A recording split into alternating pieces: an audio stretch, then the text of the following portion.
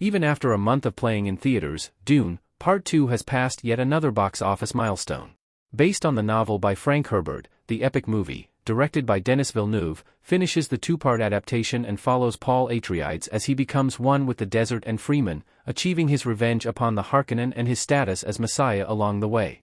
At the time of this writing, Dune, Part 2's box office has grossed $631 million worldwide, keeping its status as the #1 release of the year so far.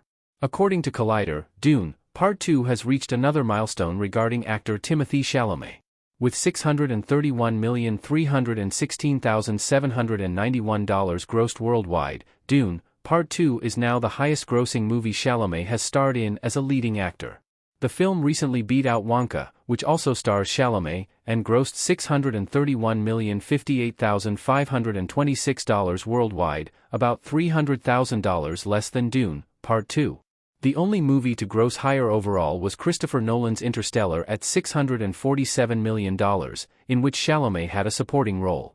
Numbers aside, is Dune, Part 2 the best Timothée Chalamet movie? Timothée Chalamet as Paul in Dune. The debut of Dune, Part 2 saw instant critical success and has so far proven to also be a commercial success. At the time of writing, the sci-fi epic sports a 93% from critics and 95% from audiences on review aggregator site Rotten Tomatoes. This is, however, not the highest tomato meter the young actor has earned in his career. That accolade would belong to Lady Bird, which currently has a 99%. Other films that Chalamet has starred in and have high tomato meters include Little Women, 95%, and Call Me By Your Name, 94%, with major comparisons seen below. Tomato meters aside, Dune, Part 2 may be the best display of the actor's talents.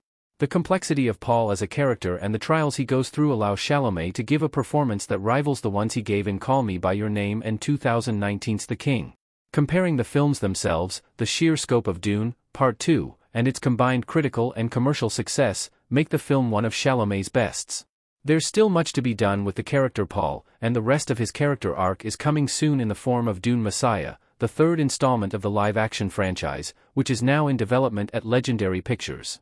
With this confirmed continuation of Paul's story, Chalamet will have yet another chance to put his acting chops on full display, accompanied by the meticulous world-building, otherworldly costume design, and galactic intrigue already apparent in Dune and Dune, Part 2.